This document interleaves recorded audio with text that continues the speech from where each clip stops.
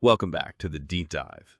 Today we're embarking on, well, an extraordinary and really deeply poignant journey. It's one that plunges us right into the heart of early 20th century Beijing. And we'll experience this world through the eyes of a character whose life, it really embodies both incredible resilience and, honestly, just heartbreaking despair. We're going to do a deep dive into these really compelling excerpts from Shaanxi's Ruin, a rickshaw puller's downfall. It's a narrative that's so vivid, so unvarnished, it almost feels like a raw, unfiltered look into human endurance when faced with just relentless hardship. Our mission today really is to distill the most vital nuggets of insight from this powerful story. We want to understand the profound forces that shape a life, to examine how hope and despair intertwine and how they evolve, and ultimately to gain a more nuanced understanding of human dignity in a world that seems stripped bare. We've got a rich stack of source material here, and we're ready to unpack it. Indeed. And what's truly striking, I think, is how these excerpts, even when you look at them just standing alone, they manage to weave this complete and deeply emotional arc. We're not just looking at a series of events here, we're connecting the seemingly mundane details of daily life. The sweat, the struggle, the fleeting moments of connection with the broader, relentless picture, that picture being societal pressures, the relentless grind of economic precarity, the aspirations of personal ambition, and just the sheer unpredictable cruelty of fate. And the story, it really compels us to ask a fundamental question. How much genuine control do any of us truly have over our own lives when external circumstances are so overwhelmingly powerful, so utterly indifferent to individual will? Okay, let's unpack this opening then, because it immediately sets this, somber, almost suffocating tone. We're introduced to Xiangxi, our protagonist. He's a rickshaw puller, and it's during a time that should be festive, the Lantern Festival. But instead of celebrating, he's explicitly described as idle, and it's making him utterly miserable. He just cannot bear the inactivity, the lack of purposeful labor. And the narrative gives us this incredible, almost visceral description of the Dazian, this shared courtyard where he lives with his wife, Tiger Girl. It paints a picture that, for many of us, it's almost impossible to truly imagine today. Right. And we connect this to the bigger picture. The Dazayuan isn't merely a physical space. It's a stark, undeniable microcosm of poverty and class struggle in early 20th century Beijing. It functions really as a living, breathing representation of the grim realities faced by the city's working poor. The source material paints a devastatingly precise picture of the living conditions there. Just imagine 7 or 8 households crammed into one room, sometimes even a single room housing a large family unit spanning generations from the very young to the very old. 7 or 8 households Yeah. in one room. Yes, it wasn't just crowded, it was a constant, unsanitary, and utterly dehumanizing struggle for basic survival. We learn that ash, dirt, dirty water dumped haphazardly in the courtyard with no one really responsible for its removal. In winter, this accumulated filth would freeze, and the ice in the middle used as a skating rink by children. And this detail, while it sounds almost innocent, isn't just about childhood play. It underscores the desperate creativity born of scarcity, but also the constant noise and chaos that permeated every aspect of their lives. This isn't merely being poor, it's a profound daily battle against an environment that actively works to, diminish and destroy you. And within these squalid conditions, the Dazian houses this diverse cross-section of society's most vulnerable, all struggling side by side. It's a collective existence marked by shared hardship, completely devoid of any genuine respite. The community is home to rickshaw pullers, small vendors, patrolmen, servants, each burdened by their own specific battles, yet united by the inescapable grip of poverty. There is no such thing as an idle moment for anyone except, interestingly, for Xiangxi in this initial scene, which is precisely why his idleness becomes such a torment for him. Makes sense. Even the children, whose small black hands are vividly described, are forced into labor from an incredibly young age. They're out collecting coal embers in the bitter afternoons, or fetching porridge in the equally cold mornings, their little bottoms apparently red from the biting cold. Oh, that's heartbreaking. Their childhood is effectively stolen, replaced by the grim necessity of contributing to the family's survival. And what's particularly heartbreaking, as the source unequivocally highlights, is that the deepest suffering, the most crushing burdens, fall disproportionately on the elderly and the women. The elderly are portrayed as utterly helpless, often lying on cold kang, that traditional heated brick bed common in northern Chinese homes. Right, the Kang. The fact that their kang is cold immediately signifies a complete breakdown of even the most basic comfort and survival. They are entirely dependent on the young men of the family, who may or may not bring money. When these young men return empty-handed, they might throw temper, find a chance to quarrel, and these old people with their empty stomachs are forced to swallow tears instead of water. Their existence is just one of passive suffering, dependence, and quiet despair. Unimaginable. As for the women, their burden is truly immense and unrelenting. They are solely responsible for caring for both the old and young, and still have to sort of humor the young men who earn money to avoid conflict. They are working while pregnant, subsisting on nothing more than steamed cornbread and sweet potato porridge, the most meager, basic sustenance imaginable. Just scraping by. Barely. They work tirelessly, washing, sewing by small kerosene lamp, in tiny, drafty rooms where cold wind drills in from one wall crack and out the other, taking away all the warmth. They are constantly sick, their hair falling out before 30 due to malnourishment and ceaseless labor, yet not a moment can be idle, from illness to death. If they die, their families are so destitute that a coffin has to be begged from philanthropists, highlighting the total absence of any social safety net. Wow. And the young girls, some have no trousers, just wrapped in rags, trapped within the natural prison of the house, helping their mothers. They sneak out to the outhouse only when the courtyard is empty, and tragically, the whole winter they haven't seen the sun and the blue sky. Their future, as the narrative chillingly reveals, is predetermined by their looks. The ugly ones inherit their mother's relentless grinding fate. The pretty ones know they'll be sold off to enjoy life, which is just a chilling euphemism for forced prostitution, often into brothels. God, that's bleak. So in this sea of profound, pervasive suffering, Tiger Girl stands out in stark, almost jarring contrast. The source describes her as very pleased, almost relishing her situation and her relative comfort. She's explicitly the only one with food and clothing, and she's portrayed strutting in and out with her head held high, projecting this air of undeniable superiority. She indulges in cheap street food like scraped meat, frozen cabbage, raw soybean milk, donkey and horse meat. She even draws vendors to the Dazioan, selling smoked fish, hard dough buns, stewed offal, just for her. But the starving children in the courtyard, with their iron bar-like fingers in their mouths, watch her as if she were a princess. What does this striking contrast mean about her character, in relation to the suffering all around her? She's clearly a different breed. That's a really powerful observation, Like- and it compels us to ask, is her superiority truly real, or is it, a carefully constructed facade, maybe a psychological defense mechanism born of her upbringing? She's undoubtedly benefiting from her relative wealth and detachment, an undeniable outcome of her father's position as a rickshaw factory owner. But her pleasure in these indulgences, while others literally starve around her, isn't just a sign of material comfort. It highlights a brutal aspect of this extreme environment. Rather than fostering solidarity or empathy, relentless hardship can, paradoxically, create this intense self-preservation instinct. And that manifests as indifference or even outright contempt for others' suffering. She doesn't just feel superior, she actively fears others clinging to her, avoiding the group of suffering people and their pleas for help. She has come to the Dazioan not to empathize or integrate, but precisely to enjoy her distinct status, and she neither can nor will bring herself to truly look at the suffering that surrounds her.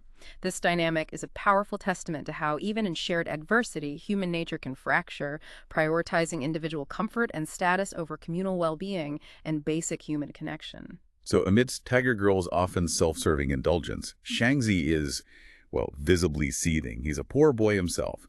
He knows the grinding reality of hardship firsthand. He resents spending money on frivolous snacks that Tiger Girl buys, begrudging the sheer expense. But it's clear there's a much deeper discomfort at play here, isn't there? It's way more than just the money. Definitely. A key aspect of this period is Zhang Zi's profound internal realization. He feels he's being fattened up like a cow for milk, gradually becoming Tiger Girl's toy, a possession rather than an independent man.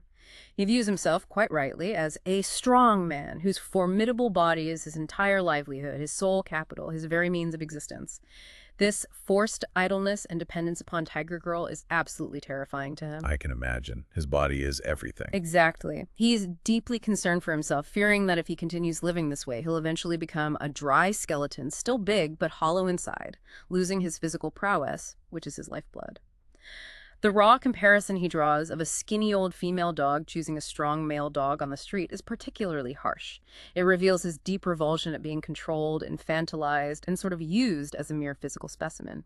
He trembles at the very thought, understanding with chilling clarity that his physical well-being is everything, and this imposed comfort, this golden cage, is actually an insidious threat to his very existence and identity. And so, driven by this profound internal turmoil, he makes a firm, decisive choice. He has to go back to pulling a rickshaw no matter what. Yeah. He is absolutely determined to regain his autonomy and protect his body, which, as you said, is his most valuable asset.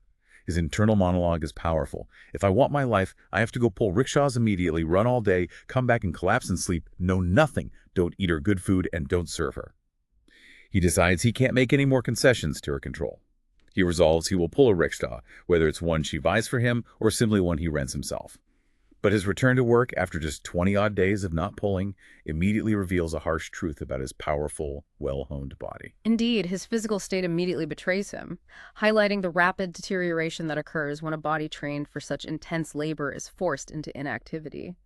After pulling just 2 longer fares, he feels calf muscles tightening and hip joints aching, agonizing symptoms he'd never experienced before.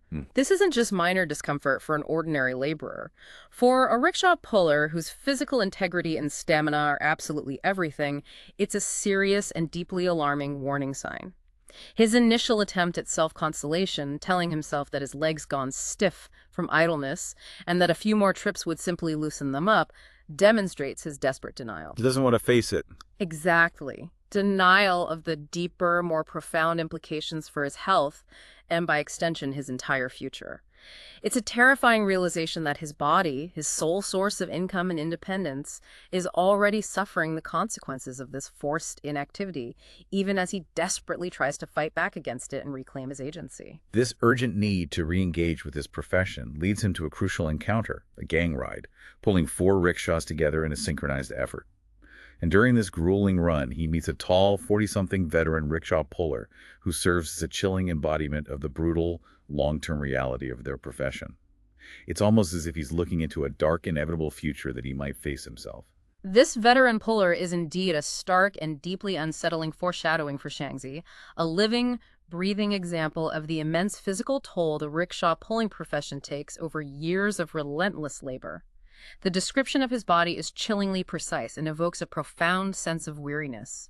His waist and back a solid plank, meaning he can no longer bend at the waist, so his body lunging forward entirely as he runs, a forced, unnatural posture. Wow, like a single unit. Yes, his feet almost dragging, a testament to his immense effort and dwindling strength. He runs with such strain that his body appears to be drilling forward through sheer force of will. He's clearly putting in immense, agonizing effort, even though he knows the younger men behind him, like Shangzi, are stronger. His trembling hands when taking money at the end of a fare show a profound, bone-deep physical exhaustion, the last vestiges of his strength drained by the day's toil. This compels us to ask that crucial question. What becomes of a man whose only asset, whose entire means of survival is his physical body, when that body inevitably begins to fail and there is no other recourse, no safety net, no retirement? A terrifying prospect. The old man's sheer resilience, even in his visibly declining state, is both admirable and heartbreaking. And then comes the conversation between these men, a moment of grim camaraderie. This tall, older man, despite his physical state, offers some brutally honest and cynical wisdom to the younger pullers. He says with raw conviction, "Don't marry in this line of work, really." He paints this bleak picture of his life, 5 children, the oppressive burden of huge rickshaw rental fees, the spiraling cost of grain, and the constant struggle of tough business. He explains, his voice heavy with resignation, black day and night, no rest, finished. He laments how his back, once flexible and strong, is now stiff, not a bit of suppleness, and if he pushes too hard, he develops a terrible cough, his chest burning with pain. And he concludes with this chilling sentiment, a complete renunciation of traditional family values. Better to be a bachelor for life, a man alone. If he dies, he dies. It's a statement of profound despair. It really is. And what's truly fascinating here is the stark choice presented to these men. The path of independence, even if it leads to an isolated death, versus the crushing, life-sapping burdens of family that inevitably drain a man's life and strength. The tall man powerfully highlights the core conflict of their existence, the impossible task of sustaining a family while simultaneously preserving a body that is their singular, indispensable tool for labor. Black day and night, no rest. Finish. Oh, That's it's just... brutal. It's his chilling, definitive assessment of married life for a rickshaw puller. He even suggests that it's infinitely better to stay a bachelor, visit brothels for fleeting comfort, and accept a solitary fate, even if it means getting syphilis. His stark point is that an isolated death, a death on one's own terms, is profoundly preferable to the crushing responsibility of a family that you cannot adequately provide for, a family that becomes a constant drain on your finite physical resources. Even the younger pullers, who haven't yet faced his level of hardship, chime in, reinforcing this grim perspective. One of them wonders aloud, what's the point of getting married if it only leads to becoming a brothel for one's family, forcing them to survive on meager steamed cornbread and being crushed by double pressures? The demands of work and the demands of home. Exactly. This entire exchange serves as a stark counterpoint to traditional societal expectations of marriage and family, revealing the brutal economic realities that strip away not only human dignity, but also conventional social values. Xiangzi hears all this, taking it in silently. The text says he nodded, speechless. He's clearly seeing his own potential future reflected in this man, especially the Tiger Girl, whom he now perceives with growing dread as a blood-sucking demon. He understands now, with chilling clarity, that staying home with her means letting her fatten him, slowly control him, and eventually consume him, just as the rickshaw life consumes these men. He makes a silent, resolute decision. He cannot go home. He cannot afford to be idle. He pulls his rickshaw away, finds a quiet tea house, and resolves that he will not argue with her. He will simply sleep and resume pulling his rickshaw the very next day. He's determined to assert his independence, even if it means directly confronting her expectations. A desperate move, but one he feels he has to make. So the next significant development in Xiangzi's life and struggle. He slowly learns that Liu Sai, Tiger Girl's father and his former employer, has abruptly sold his rickshaw factory, Rene. Liu Sai's moved on, probably to Tianjin or Shanghai to play, leaving his old life behind. This must have been a truly devastating blow to Tiger Girl, wouldn't you say? Her entire world, her meticulously crafted, perceived future, just vanished in an instant. Absolutely. It was an earth-shattering blow. What's truly fascinating here is how Tiger Girl's entire plan, her carefully constructed perceived future of taking over the factory and living comfortably, far removed from the Dezayuan squalor, collapses with such brutal finality. Finished! Everything finished, she cries, and for once there's no pretense, no calculation in her grief. She truly gives herself over to despair. Real despair this time. Yes. This isn't just a loss of property. It's a profound, identity-shattering loss. It's a brutal realization that she is now truly trapped in the Dezayuan, facing the very real prospect of becoming a rickshaw puller's wife for life, just like the other women she has so consistently disdained and looked down upon. She had always viewed her quarrels with her father as mere tactics, a way to exert control or leverage. She never for a moment expected him to truly abandon the business and hide his wealth by liquidating everything. She thought she was indispensable. Exactly. She believed, with misplaced confidence, that the factory needed her. This moment vividly highlights her profound, misplaced confidence and the sheer fragility of her perceived status, which was in reality entirely dependent on her father's wealth and whims. But despite this devastating blow, she still possesses a significant sum of money, and she pragmatically decides to use a portion of it to buy Xiangzi a rickshaw. It's an undeniably practical move, a way to secure their livelihood and Xiangzi's continued income. However, the source makes it unequivocally clear that even as she makes this seemingly generous gesture, she is firmly holding on to control. She even initially considered buying 2 rickshaws, one for him and one to rent out, but then abruptly changes her mind. Right, and this really compels us to ask an important question about power dynamics and Tiger Girl's deep-seated mistrust, even of the man she supposedly chose to marry. She initially considers buying 2 rickshaws, one for Xiangzi to pull for his own income, and another to rent out for additional family revenue. However, she quickly, almost instinctively, changes her mind, settling on just one. Why just one? Her reasoning is explicit and chillingly pragmatic. Money in her hand, power is on her body. She fears that if Xiangzi has all the money and the rickshaw, he would become completely independent, potentially leaving her or exerting his own will.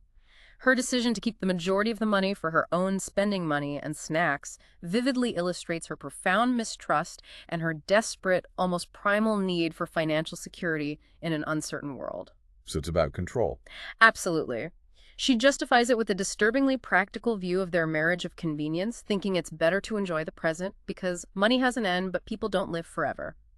She views her marriage to a rickshaw puller, even one as strong and dependable as Shangzi, as an imposition, a necessity born of her father's abandonment, and she absolutely will not be left with nothing. And the rickshaw she ultimately buys, it comes with a truly dark, indeed horrific history, deeply tied to a character named Daegu Kyangzi.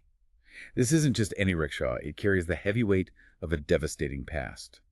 This is where the narrative truly becomes chilling. Oh, absolutely. The history of this particular rickshaw is a narrative in itself, a stark, visceral testament to the depths of despair, exploitation, and violence inherent in this world.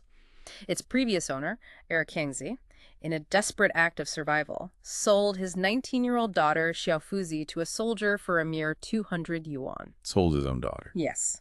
He used this money for a brief, fleeting period of extravagance, redeeming pawned items, and even buying new clothes for his impoverished family. He then tried to run a small business, a hawker's stall selling sundries, but he utterly failed, losing money due to his severe lack of business acumen and, perhaps more tragically, his inability to refuse credit to familiar faces, constantly being owed money he could not collect. So things got worse. Much worse. This spiraling failure led to increased drinking and an escalation of abuse towards his already suffering family. The story then takes a tragically violent and almost unbelievable turn. In a drunken, uncontrolled rage, he brutally beats his wife to death, Oh my God. specifically by kicking her pregnant stomach, an act of horrific, unimaginable brutality. The source describes the children fighting back with a coal shovel and rolling pin in a desperate, futile attempt to protect their mother. That's just beyond words. After his wife's death, he pawns the rickshaw, the very rickshaw Tiger Girl buys, for 60 yuan to pay for the funeral. Later, unable to redeem it, he wants to sell it outright. In a moment of drunken despair, he even considers selling a son, but as the source grimly notes with a biting cynicism, no one wanted him. So this rickshaw is just soaked in tragedy. Exactly. It's not merely a vehicle, it is stained with layers of desperation, violence, the commodification of human life, and the utter breakdown of familial bonds under extreme duress. And Jiangxi knows all of this history. He's deeply uncomfortable with the car's grim origins and its dark legacy. He explicitly calls it inauspicious, lamenting that it was exchanged for a daughter and sold because a wife was beaten to death. He feels a profound unease, describing it as being like pulling a coffin. But Tiger Girl, driven by the lure of a good deal cheap, forces the purchase, seeing only the financial bargain, completely oblivious or indifferent to its dark past. Right, and what's truly fascinating here is the stark and irreconcilable clash of perspectives between Jiangxi and Tiger Girl. Jiangxi, despite his own pragmatism born of unrelenting poverty, still retains a strong sense of moral and spiritual unease, a deep-seated belief in omens and the weight of history. He finds the car's aesthetic, its black body contrasted with white bronze parts, to be profoundly inauspicious, likening it to wearing mourning clothes, suggesting a somber funereal quality. Like it's dressed for a funeral. Precisely. He's constantly uneasy, feeling as if it would break down at any time, projecting his inner turmoil onto the vehicle. Tiger Girl, however, sees only the immediate material bargain, the cold, hard economic advantage. The rickshaw is cheap and has only been used for half a year. She shrewdly understands that after the new year, money is tight, making Erkingzi desperate to sell. So it's practicality versus something deeper. Exactly. This fundamental difference in their reactions vividly illustrates the divergent ways poverty impacts individuals. For Shangzi, it grinds down his spirit, making him sensitive to the vehicle's grim legacy and its symbolic weight. For Tiger Girl, it sharpens her shrewdness, her focus solely on immediate financial advantage and survival, pushing aside any superstitious or moral qualms. The nickname the rickshaw quickly acquires, among others, Little Widow, further solidifies Yangxi's feeling that he's constantly pulling a coffin, a constant, tangible reminder of death and misfortune dogging his every step. The narrative now shifts to summer, and the Dazion, already a crucible of hardship, becomes an even more oppressive, almost unbearable place. The relentless heat itself is portrayed as an almost sentient character, suffocating and utterly relentless, a new tormentor for the residents. Indeed. The source describes the heat as utterly crazy, a palpable, malevolent force. The ground has been like fire since the sun came out, creating this infernal landscape. The air is choking, thick with gray mist-like dust, making every breath a struggle. Everywhere dry, scalding, stifling. Sounds like hell. It really does. This isn't just uncomfortable, it's a profoundly life-threatening element, with rickshaw pullers literally collapsing and dying from heat stroke in the streets. The very street pavement melted, and even the copper plaques at shop doors seemed to melt under the intensity. This oppressive environment exacerbates every existing hardship, making work unbearable and even rest impossible. It's a constant, suffocating battle against the elements, pushing human endurance to its absolute limits. And in this oppressive, sweltering atmosphere, Tiger Girl's pregnancy is finally confirmed. Predictably, she immediately uses it to justify her continued idleness, seeing herself as somehow above the daily grind of the courtyard. She embraces the traditional, albeit often erroneous, belief that pregnancy demands minimal movement and exertion. Yes, and this immediately highlights her persistent desire for status, self-importance, and a perceived social superiority, even in these increasingly dire circumstances. She wholeheartedly believes that pregnancy should not involve much movement, conveniently using this as an excuse to completely avoid chores and further emphasize her self-proclaimed importance compared to the other working women in the Daziwan, who are constantly active, even when pregnant. While everyone else is working. Exactly. While everyone else is already toiling, she waits until late morning to even get up.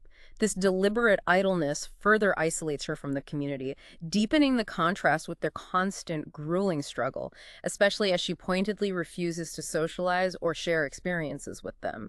She finds their mundane conversations about family matters boring and beneath her, preferring to curse and vent her own frustrations rather than engage in any genuine communal sharing of sorrows. Then, a familiar face returns to the Dozairan. Shafuzi, Air Kingzi's daughter, the very girl whose sale led to the rickshaw Shangzi now pulls. Her return is equally tragic, a direct and devastating consequence of her father's desperate act. She comes back with nothing but the clothes on her back, utterly destitute. Shafuzi's return from the military officer is a stark and heartbreaking portrayal of exploitation and the commodification of women in this society.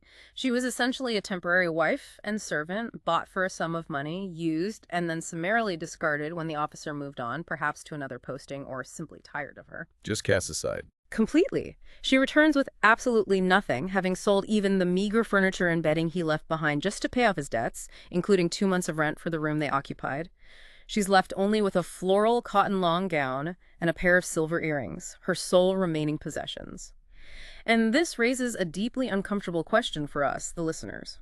What viable options truly exist for women in this society when they are reduced to commodities, used, and then cast aside with no means of support, no family safety net, and no legal recourse? Her situation is a vivid, brutal illustration of the complete lack of agency for women of her class, forcing them into a desperate struggle for mere survival. And despite Tiger Girl's usual profound disdain for almost all the courtyard residents, she forms a truly peculiar friendship with Xiaofuzi. It seems so completely out of character for Tiger Girl to bond with anyone from the Dazaiyuan. What do you make of this unexpected connection? It's a complex and ultimately a deeply self-serving dynamic for Tiger Girl. She perceives Yafuzi as somewhat pretty, well-dressed for their circumstances, with her relatively fine floral cotton long gown, and having seen the world by virtue of being with a military officer. Xiaofuzi, in turn, has stories of eating in restaurants and watching plays, experiences that Tiger Girl, confined to the Dazayan, envies deeply. Living vicariously through her. Precisely. But the source also reveals the darker, more exploitative side of this bond. Xiaofuzi's experiences were, in reality, a form of violation and deep suffering, while Tiger Girl selfishly reinterprets them as enjoyment, a life she herself never had. Tiger Girl begs Xiaofuzi for intimate details, fascinated by experiences she herself never had, like seeing erotic prints. This friendship is rooted in Tiger Girl's vicarious living, her own profound dissatisfaction with her life, and her desperate longing for excitement and perceived youth. She feels she herself never had youth, never truly lived, and Xiaofuzi's stories, even if steeped in tragedy, represent a life lived beyond the confines of the Daziwan. Tiger Girl sees Xiaofuzi as embodying all the enjoyment a woman should have, even while completely ignoring Xiaofuzi's immense suffering and true despair, consumed instead by her own vicarious fantasies. Meanwhile, Xiangzi, Xiaofuzi's despicable father, continues his relentless downward spiral, showing absolutely no remorse or consideration for her well-being. He returns to demand money from his daughter, solely for his drinking habit. His behavior is truly depraved and exemplifies a vicious cycle of self-pity, addiction, and utter entitlement. He feels a perverse shame to even enter the courtyard because of Shofuzi's profession, yet he returns immediately when he desperately needs money for alcohol. The hypocrisy is stunning. It is. His self-pity, rage, and entitlement are all fueled by his rampant drinking, and he views his daughter as nothing more than a money-making thing, truly believing it's right and proper to demand her earnings because he is her father. He even curses her loudly in front of everyone, trying to save face by demonstrating that he forces money from her, as if her shamelessness justifies his predatory demands. Tiger Girl's role here is quite telling. She mediates, giving him money from Shofuzi to make him leave, knowing full well he'll just drink it all away. This dynamic tragically highlights the systemic nature of exploitation, where even within the intimate family unit, the most vulnerable are mercilessly preyed upon with no escape. And as the brutal summer drags on, Shangs becomes increasingly miserable, finding both the Dazuan and Tiger Girl utterly unbearable. He begins staying out longer, especially now that Tiger Girl has Shofuzi for company, but still dreads his eventual return. Then a massive summer storm descends, a force of nature so immense it seems to mirror his own inner turmoil and the overwhelming forces he faces. This storm is a dramatic and undeniably pivotal turning point, a brutal personification of the overwhelming, indifferent forces Zhangzi constantly battles. The description is powerfully cinematic. Black clouds like ink, turning day to sudden night, followed by a furious wind that whips up dust and then a deluge of rain so intense it's blinding. Zhangzi's struggle to pull the rickshaw through this tempest is physically grueling beyond measure.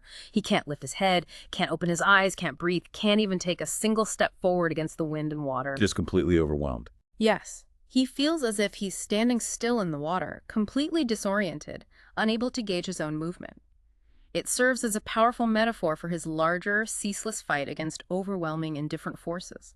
The rude, demanding passenger who insists on speed despite the life-threatening conditions further underscores the dehumanizing aspect of his labor, where his well-being is completely disregarded and he is seen as nothing more than a machine. But the deeper tragedy, as the narrative sharply points out, isn't just the immediate physical discomfort caused by the storm, or even the damage inflicted upon the already dilapidated houses in the Dazuan. It's the insidious long-term impact of such events on the already vulnerable, the silent killer that follows the storm. No, indeed. The greatest, most pervasive loss, the ultimate consequence, is sickness, a direct, almost inevitable outcome of this brutal environment and these extreme weather events. Rickshaw pullers, sweating profusely from exertion, are suddenly hit by icy rain, causing fevers, dysentery, and other illnesses. A recipe for disaster. Absolutely. For the poor, illness is an immediate death sentence for their livelihood. Sickness means no work, which immediately translates to no food. Children, already malnourished, die tragically from sickness, their families utterly unable to afford even the most basic medicine. When adults get sick, the entire family faces starvation, potentially leading to desperate, abhorrent choices like forced prostitution or theft just to survive. The source concludes this section with a powerful, biting commentary on this profound injustice.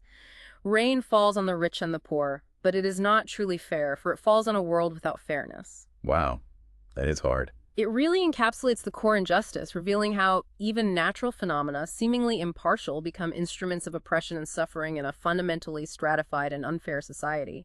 Zhangzi himself, having been soaked to the bone during the storm, falls gravely ill, shivering violently, a new victim of his unforgiving reality.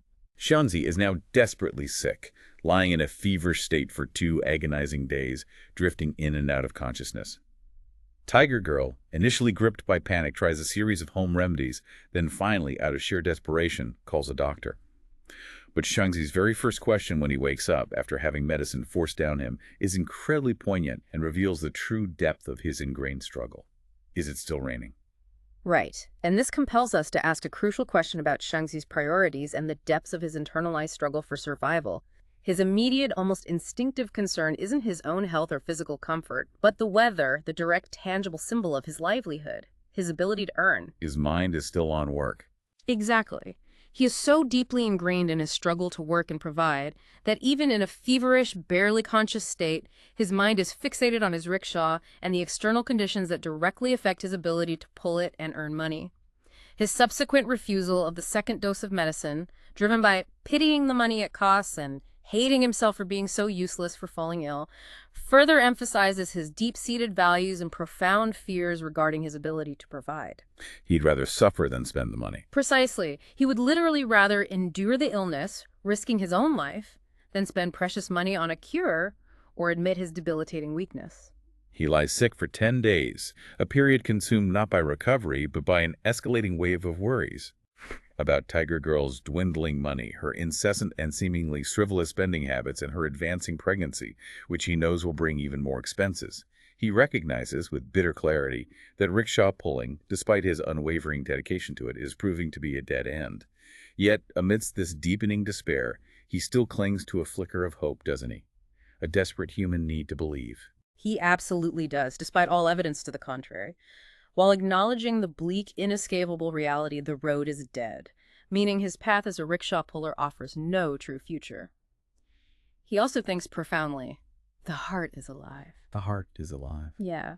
This brief, persistent flicker of optimism, this constant, almost irrational hope that persists before entering the coffin, speaks to a fundamental human drive to persevere, to find meaning and purpose, even against overwhelming, insurmountable odds. He still holds on to the ambition to work, to struggle, despite recognizing the stark futility of his chosen profession.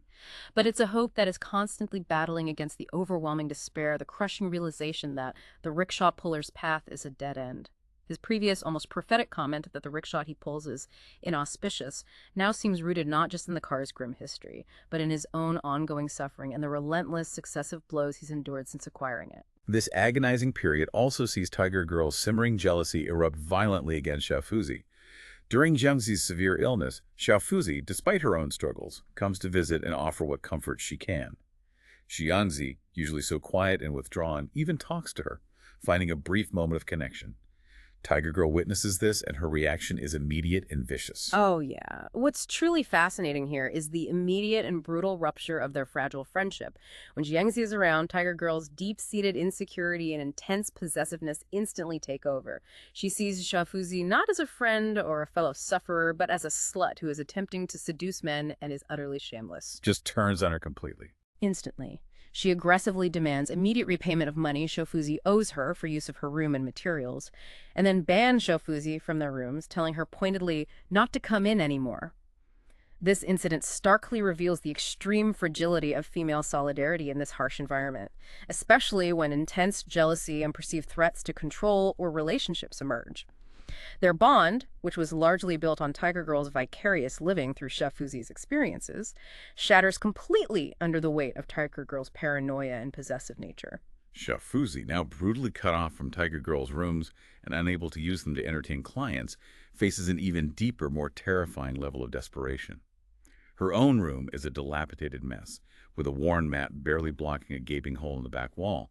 She can't secure a place in a higher-class brothel agency, and she steadfastly refuses to lose her already limited freedom by being indentured to a lower-class one because of her two younger brothers, who she feels an absolute duty to care for.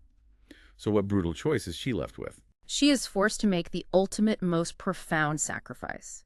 She resorts to what the narrative grimly calls cheap selling, entertaining clients in her own ruined, barely habitable room for truly meager sums. Oh no. In her own room. Yes. Her internal monologue during this period is absolutely heartbreaking and profoundly reveals the depth of self-sacrifice she embodies. Sister is a piece of meat, must be eaten by brothers. Sister is a piece of meat. God's. This raw, visceral statement encapsulates her entire existence and the brutal choices forced upon her. She is willing to endure the greatest humiliation, to debase herself in the most profound way, and to prepare for resistance, not by fighting back physically, but simply through her very survival, all for the sake of her siblings. She explicitly states that she is not afraid to die, but she feels an inescapable moral imperative to live until her brothers are old enough and capable enough to provide for themselves. This highlights the truly brutal choices forced upon the most vulnerable, where the body, in its rawest form, becomes the only commodity left to sell for survival and to fulfill an unbreakable familial duty. As Tiger Girl's labor approaches its tragic climax, the situation in the Daziwen becomes increasingly chaotic and desperate. Her own condition is worsening rapidly, and time is running out. The narrative here powerfully highlights the complete and utter lack of modern medical care available to the urban poor of Beijing. In their desperation, they resort to old superstitions and traditional, often ineffective practices. First, they bring in a local midwife, and finally, as Tiger Girl's condition deteriorates, they call Chen or Nai Nai, known as the Toad Immortal, a shaman or folk healer common in communities where access to modern medicine was virtually non-existent. The toad immortal. Yes, this shaman demands a hefty 5 yuan, a fortune for them, equivalent to several days' wages for Xiangzi. Tiger Girl's desperation is palpable during this time. She offers Xiangzi promises of a better life and good behavior if she recovers, urging him to go quickly to fetch the shaman and stating, spending money doesn't matter. But the prognosis, even from the midwife, is grim. Her age, over 30, making it a late first pregnancy, her lack of physical exercise during pregnancy due to her pervasive idleness, and a large fetus due to her overeating during pregnancy all point to an extremely difficult and dangerous birth. A perfect storm of risk factors. Exactly. The midwife even hints at transverse or breech birth, a life-threatening complication in any era, but especially without medical intervention. Yeah, and the toad immortal, Chen Ernai, offers a series of rituals and pronouncements, mumbling about past life debts and drawing a birth-hastening charm on paper. But ultimately, these desperate attempts prove utterly useless in the face of a true medical crisis. Absolutely useless. The sequence starkly underscores the utter futility of superstition and traditional remedies when confronted with a genuine medical emergency, especially when compounded by grinding poverty. Chender Annai's mumbled pronouncements about past life debts and her eventual quiet departure with her disciple after collecting her hefty fee, leaving Xiangxi kneeling in prayer, perfectly illustrate the predatory nature of false hope. She just takes the money and leaves. The shaman feasts on food Xiangxi can barely afford, consumes it, then simply slips away into the night when her magic fails, leaving behind only the cold reality of impending death. It's a tragic indictment of a system where the desperate and vulnerable are exploited by those offering empty promises and false comfort, extracting their last meager resources. The climax of this section is truly agonizing. Xiangxi, in a final act of desperate hope, offers to go to the hospital, a place of last resort. But Xiaofuzi, after running there, returns with the shocking, insurmountable costs. It's a stark revelation of the true, brutal price of even basic medical care for the poor. The price of medical care for the poor, 10 yuan just to be examined, 20 yuan to deliver the baby, and dozens for any complications, is an insurmountable barrier, a literal death sentence delivered by the cruel realities of their economic situation. It's impossible. Utterly impossible. Jiafuzi, panting and breathless from her frantic run, delivers this devastating news which crushes any remaining hope. This is a cruel, fundamental reality of poverty. Access to even basic, life-saving care is an unaffordable luxury reserved solely for the rich. Xiangxi's immediate guttural response, "Let the damn die," is not a wish for death, but a profound, almost primal expression of utter helplessness, a scream of powerlessness, a complete surrender to an unjust and inescapable fate. We broke. Completely. The narrative's final commentary on this section is searing, deliberately linking individual suffering to systemic issues. Stupidity and cruelty are some phenomena here. The reasons for stupidity and cruelty are elsewhere. This explicitly connects individual suffering to broader societal injustice and economic inequality, indicating that the true fault, the root cause of this tragedy, lies far beyond the immediate circumstances of Xiangxi's life. And so, tragically, at midnight, Tiger Girl dies, giving birth to a stillborn child. All of Xiangxi's desperate efforts, his last flicker of hope for a family, vanish in an instant, extinguished by the brutal hand of poverty and fate. A devastating end to that chapter. With Tiger Girl's death, the rickshaw that had been bogged with such hope and dark history is sold yet again. The money from this sale, as the source describes with chilling precision, is like flowing water. Xiangxi is in a profound daze, simply scooping out money for the relentless funeral expenses, numb to the profound compounding loss he has just endured. This moment represents the complete, irreversible collapse of everything Xiangxi has worked for, the ultimate devastating manifestation of his 3 ups and downs, his repeated, futile cycles of buying and losing rickshaws. All his ambition, all his extraordinary physical labor, all his dreams of independence are now revealed as a tragically futile struggle against an overwhelming, indifferent tide. Everything gone. Everything. He has lost his wife, his child, and his primary means of livelihood, all consumed by unavoidable expenses like the coffin, the funeral procession, and the burial. The description of his profound numbness, his brain like a burning fire, tears dried up, unable to even cry or express conventional grief, shows a trauma that goes far beyond mere sadness. He's simply a hollowed-out shell, mechanically paying out money, devoid of feeling. He's reflecting not just on this immediate tragedy, but on his entire life, realizing with bitter clarity that his relentless efforts have led to nothing but cyclical loss, with each attempt at building a stable, dignified life ending in utter destruction and deeper despair.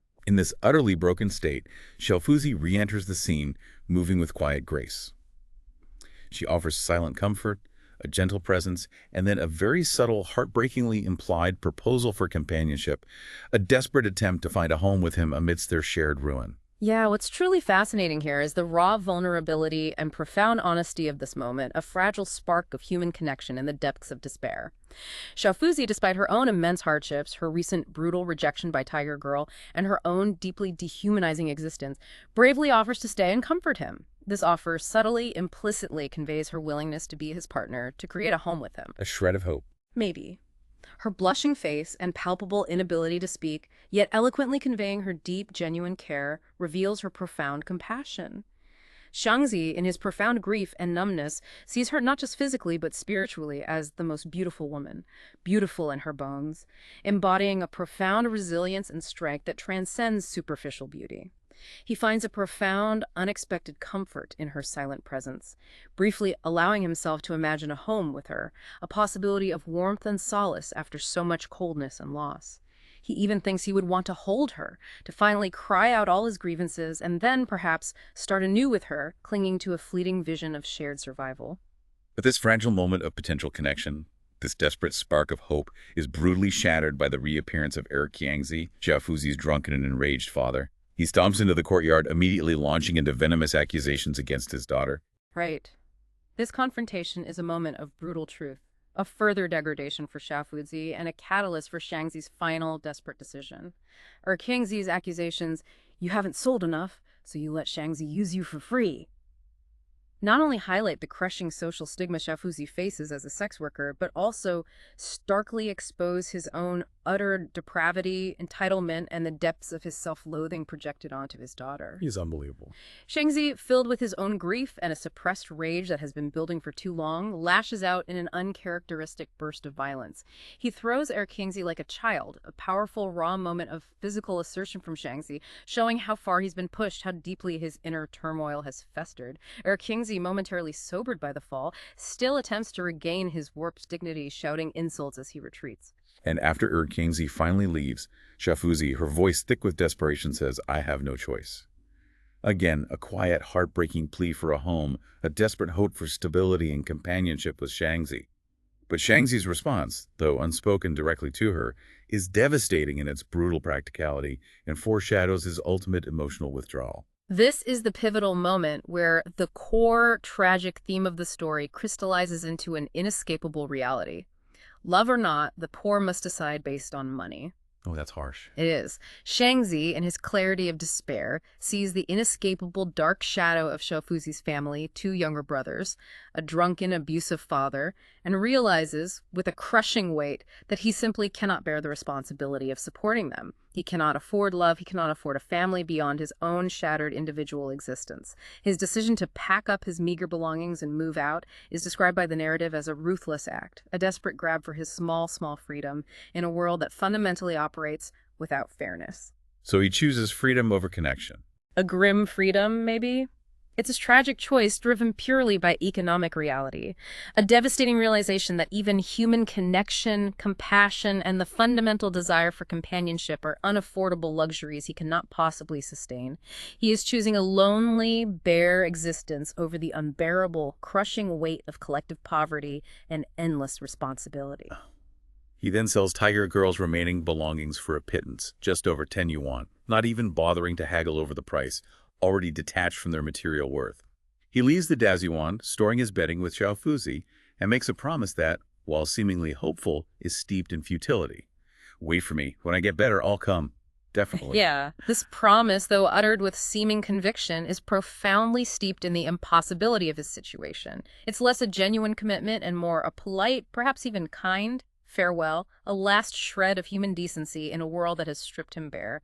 He leaves Xiaofuzi weeping, recognizing the despair he's caused her, but utterly unable to change his chosen path, which he knows must be solitary. And his appearance changes. Drastically. His transformation by this point is starkly evident. His face is described as yellowish, his eyes bright but expressionless, almost hollow like a tree after a storm standing quietly in the sun. He is quieter, more cautious, no longer driven by the burning ambition of his youth, the fierce desire to acquire his own rickshaw. His old vices, like smoking, which he used to despise and avoid, now become comforting habits, a way to pass the time and find momentary escape from his relentless thoughts. He also begins to socialize very differently at the rickshaw factory, a profound change from the solitary, driven Jiangzi we knew. He now joins in gambling, buys drinks for others, and even attends funerals and celebrations within the rickshaw puller community. This is a significant shift in his character. It is indeed a deeply significant shift from his former solitary ambition and singular focus on individual wealth accumulation and ownership. Having experienced profound loss and the futility of his individual struggle, he concludes that if his own path is blocked, if personal ambition leads only to ruin, he has no choice but to admit others are right. Accepts the group mentality. In a way, he recognizes the profound necessity of social connection, of human sentiment, even if it means spending what little money he has without accumulating wealth. He understands that simply earning money for its own sake is ultimately pointless if it leads to such endless, isolating suffering. He now actively participates in social gatherings, offers cigarettes, gambles a little, and even contributes to community events like funerals and celebrations, realizing these are human sentiments that must be fulfilled for collective survival and a semblance of belonging. A resigned understanding. Perhaps. This shows a deeper, albeit more resigned, understanding of community, interdependence, and a different kind of survival. The money he still possesses, a meager 30+ yuan, is sewn into a white cloth and hidden close to his body, not for spending or for buying another rickshaw, but as a grim preparation for disaster, a silent, chilling acknowledgement that man is not made of iron and that more hardship is inevitably coming. He has learned bitter lessons about the unpredictable, unforgiving nature of life. So, as autumn arrives, bringing a temporary respite from the summer's oppressive heat, Xiangzi takes on a new job. This is a monthly contract near Yonghegang, and the narrative tells us he's now learned to choose his jobs. This seems at first glance like a positive change, a rare moment of stability and agency after all his relentless hardships. It absolutely does, at first glance, appear to be a positive turn. This new opportunity feels easier and less physically brutal than anything he's endured before. He's learned a profound, painful lesson that relentlessly pushing himself, relying solely on brute force and individual ambition as he did before, only leads to breakdown and ruin. He's preserving himself now. Right. He now seeks stable, less strenuous work, prioritizing the preservation of his body over the pursuit of grand dreams. This indeed suggests a subtle yet significant shift in his character, away from naive ambition and toward a more pragmatic, albeit deeply jaded, approach to survival. He's no longer the naive, ambitious young man we met at the beginning. He has been irrevocably tempered and shaped by profound suffering and loss. He describes his new employer, Mr. Xie, as outwardly learned and polite, a man of respectable appearance. Yet, Xiangzi immediately recognizes him as incredibly stingy. Mr. Xie lives with a new, young concubine in a small, separate household, carefully hidden away in a quiet location to keep it secret from his main family in Beijing. Yes, and what's truly fascinating here is the stark and telling contrast Mr. Xie presents. He's outwardly respectable, even learned and polite, embodying a certain class of traditional Chinese intellectual. However, his profound stinginess extends even to his primary family in Beijing, to whom he rarely sends money. Meanwhile, all his money and energy are explicitly dedicated to his concubine in this secret, clandestine household. All for the concubine. Seems so. Zhangzi, with his keen, unromanticized eye for human nature, finds Mr. Xie utterly repulsive, describing him with visceral contempt as thief-like, a skinny monkey who never smiles and walks with a constant stoop. Yet despite this revulsion, Zhangzi is forced to accept this employment for the sheer stability of the work. This highlights another painful compromise one must make to survive in such a harsh world. Working for someone you despise, simply because they offer steady employment in an otherwise unstable and unforgiving reality. And the concubine. Zhangzi notes her striking beauty and fashionable appearance, but also that she somehow, inexplicably, reminds him of Tiger Girl, despite being much younger. He struggles to pinpoint exactly why. This is a truly crucial detail, speaking directly to Xiangzi's lingering psychological scars and the profound impact of his past traumas. Despite her beauty, youth, she's only 22 or 23, and fashionable appearance, Xiangzi immediately perceives her as the same kind of goods as Tiger Girl, finding her equally terrifying. The same kind of goods. That's his perception. He genuinely struggles to pinpoint exactly why this is, suggesting it's not a physical resemblance, but rather a certain attitude or spirit, a type of woman that triggers his deeply ingrained trauma. This indicates the lingering psychological weight of his relationship with Tiger Girl, causing him to project his past pain and experiences of female viciousness and poison onto new female figures, even those who appear outwardly different. He feels that she, despite her youth and beauty, somehow lacks the dignity of general madams and possesses an old and seasoned air, just like Tiger Girl. He has seen the dark, manipulative side of female power and perceived control in his life, and he perceives it even in this new, seemingly different woman, showing how deeply his experiences have shaped his perception of the world. And what about Mr. Xia's peculiar habit of buying medicine? Shaanxi specifically notes how Mr. Xia and his concubine become especially cheerful after he acquires and takes this medicine, hinting at some deeper, unsettling dynamic. Yes, this detail, while seemingly minor, adds another profound layer of grim observation and subtle foreshadowing. Mr. Xia's temporary bursts of energy after taking this medicine, invariably followed by a deeper decline, evoke a powerful sense of a life being artificially sustained, a fleeting illusion of vitality and well-being. Like he's running on fumes. Exactly. Jiangzi, observing this with his new jaded clarity, can't help but connect it to his own declining health and, implicitly, to Tiger Girl's influence and the way she contributed to his physical and emotional breakdown. He feels a quiet pity for Mr. Xia, seeing him trapped in his own cycle of fleeting pleasure and underlying decline, but also a growing bitter resentment towards Tiger Girl for his own body's weakness and the losses he's endured. He even considers quitting this job, wanting no part of this unsettling environment, but then he dismisses the thought with profound, resigned detachment. Why bother with others' business? Just total resignation. It shows his increasing resignation, his decreasing will to fight against the broader currents of life's injustices, choosing instead simply to endure for the sake of the stable, albeit emotionally draining, income. So what does this extraordinary deep dive into Shaanxi's world ultimately mean for us, the listeners? We followed him through incredible highs, his raw ambition to own his own rickshaw, and devastating lows, the relentless grip of poverty, the tragic loss of his family, and the quiet despair of his eventual profound resignation. His journey is a testament to the brutal realities of life for the working poor in early 20th century Beijing, but also, maybe surprisingly, to the enduring, if shifting nature of the human spirit itself. Right.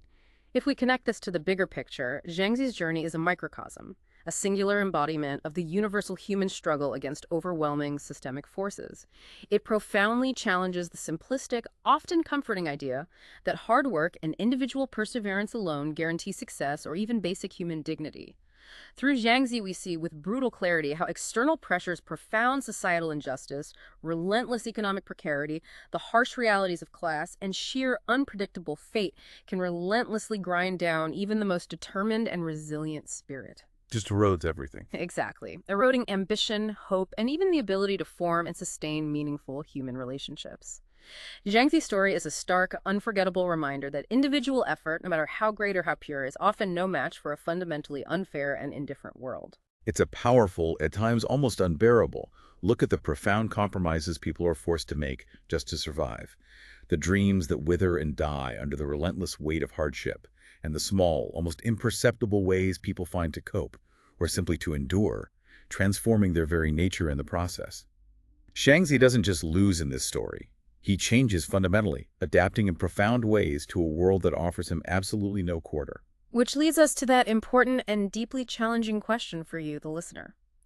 In a world where so much is undeniably beyond our control, where does true resilience truly lie? Is it in persistent, unwavering struggle, even when hope is dim and outcomes seem predetermined, as Jiangxi initially embodied? Or is it maybe in learning to accept, adapt, and find small pockets of peace, however fleeting, and connection, however fragile, amidst the chaos, as Jiangxi eventually seems to do by engaging more with his community, even if his grand individual ambitions have faded and his spirit seems broken? A truly profound and challenging thought to consider. Thank you for joining us on this deep dive into Shaanxi's remarkable and heartbreaking story. Absolutely. And this story shows us that even when one's spirit seems utterly broken and all grand ambitions for personal achievement fade into dust, the fundamental human need for connection, however fleeting, and a quiet sense of survival, however grim, can still persist. So what does it truly mean to be well-informed about a life like Jiangxi's, one lived at the very margins of existence, and how might that understanding shape our view of societal responsibility and the factors that contribute to, or perhaps alleviate, such pervasive suffering in the world around us? Until next time, keep diving deep.